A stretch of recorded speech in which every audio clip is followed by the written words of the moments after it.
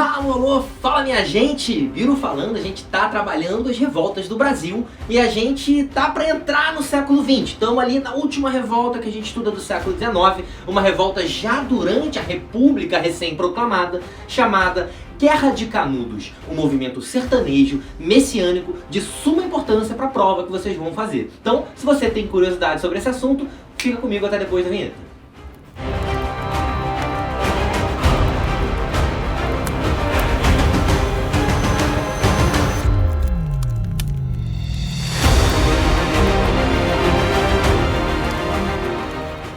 É isso aí, gente, a Guerra de Canudos, esse movimento extremamente interessante que foi narrado por um dos grandes nomes da literatura brasileira, um cara chamado Euclides da Cunha, que era jornalista de guerra do estado de São Paulo e foi visitar a região no interior da Baía de Canudos para narrar os acontecimentos relativos a esse episódio. Então vamos tentar entender o que aconteceu para que houvesse uma guerra no interior da Bahia, conhecida como Guerra de Canudos. Bom, essa república recém-proclamada em 1889, ela vai se estender para a década de 1890, muito marcadamente concentradora de poderes na mão dos latifundiários. Esses latifundiários que já têm muito poder desde o Brasil Imperial, eles gradativamente acumulam mais e mais poder.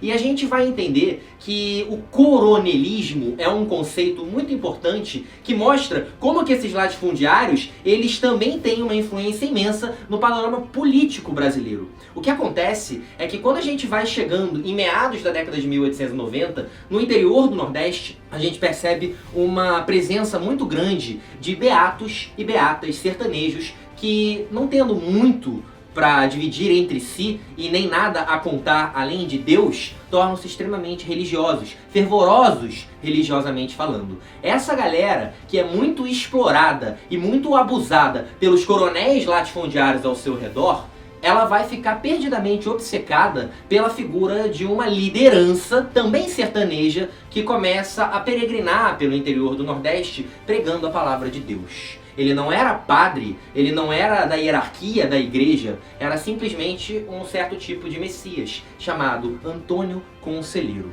A gente está no ano de 1894 e Antônio Conselheiro vem peregrinando por todo o Nordeste, conseguindo uma liderança em relação aos beatos e beatas sertanejos. As peregrinações lideradas por Conselheiro começam a ficar cada vez mais repletas de seguidores, até que em determinado ponto ele finca o seu cajado, o cara tinha um cajado, você vê a figura do Messias de Antônio Conselheiro, no interior da Bahia, no antigo Arraiá de Canudos, onde ele vai dizer fundar o Império de Belo Monte. A gente vai continuar chamando constantemente esse episódio de Guerra de Canudos. E essa região onde eles se assentaram, a gente vai chamar mesmo de Canudos. Ok. O que esse movimento tem de característico? Bom, é um movimento com uma liderança religiosa, messiânico. É um movimento sertanejo. É um movimento que ele tem como um dos fatores fundamentais para levar essa migração ao interior o poder dos coronéis e o abuso dessas elites rurais em relação aos trabalhadores sertanejos ao seu entorno. E é um movimento, evidentemente, rural, que acontece no interior do Brasil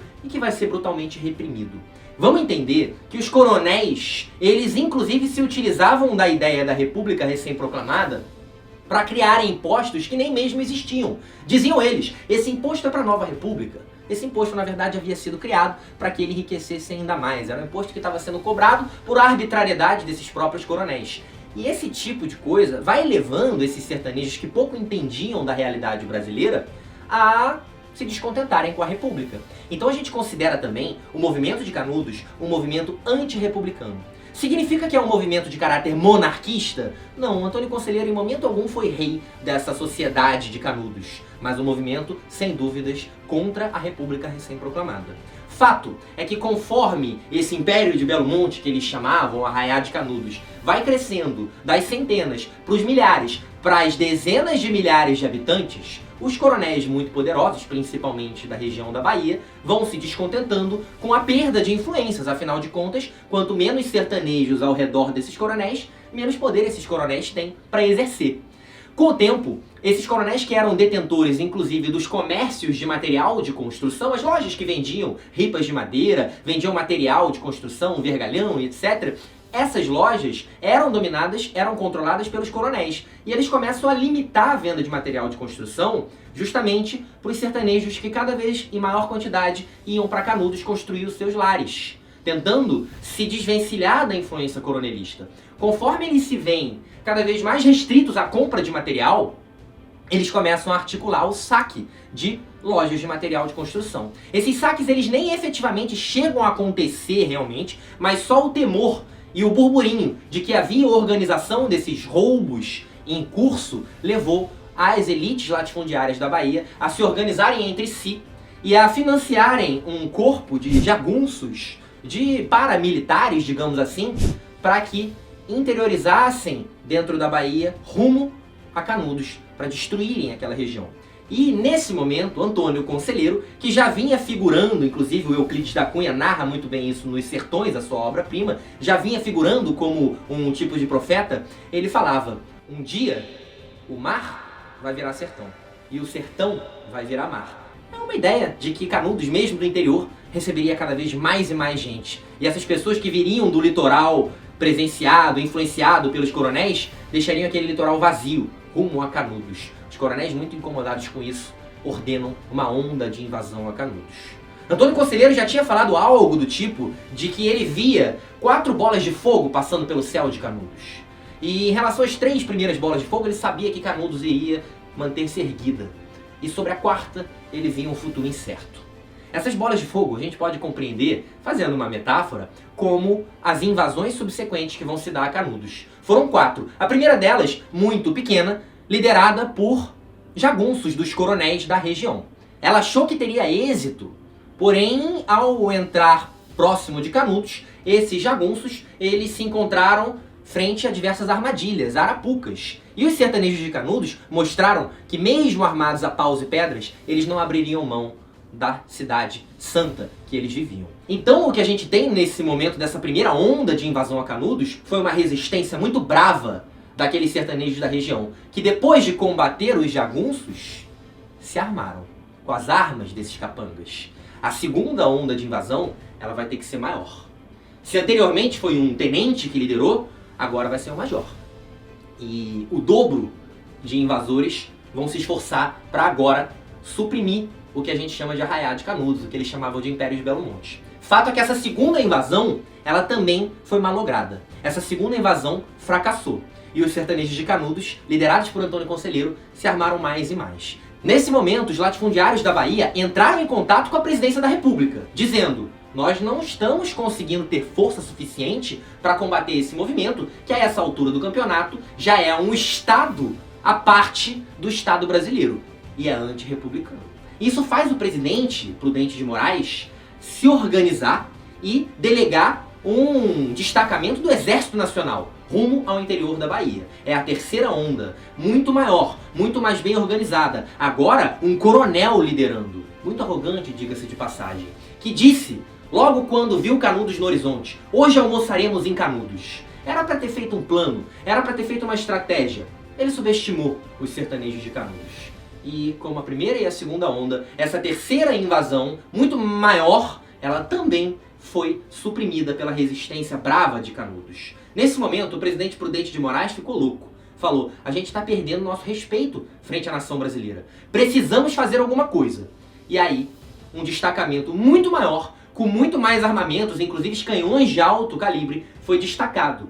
A liderança e a estratégia ficou a cargo do ministro da Guerra, o Marechal Bittencourt.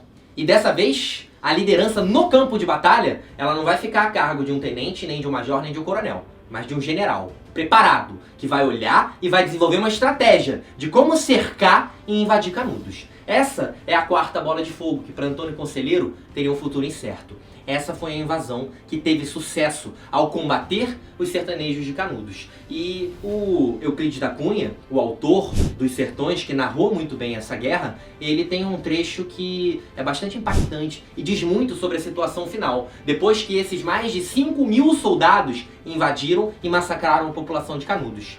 Dizia Euclides da Cunha: exemplo único em toda a história, Canudos não se rendeu. Expugnado palmo a palmo, na precisão integral do termo, caiu no dia 5, ao entardecer, quando caíram os seus últimos defensores. Eram 4 apenas. Um velho, 2 homens feitos e uma criança, na frente dos quais rugiam raivosamente 5.000 soldados. Acho que essa cena narrada mostra bastante o nível do massacre em relação à população sertaneja de Canudos. A história de Canudos, ela acaba por aí. É lembrada até hoje como um movimento fervorosamente cristão, messiânico, antirrepublicano, rural e sertanejo. Outros movimentos aconteceram de maneira muito parecida no Brasil, mas sem dúvidas, Canudos resta como o mais lembrado de todos. Então, no próximo vídeo, a gente vai falar de uma revolta que se deu no período republicano, não no campo, mas na cidade.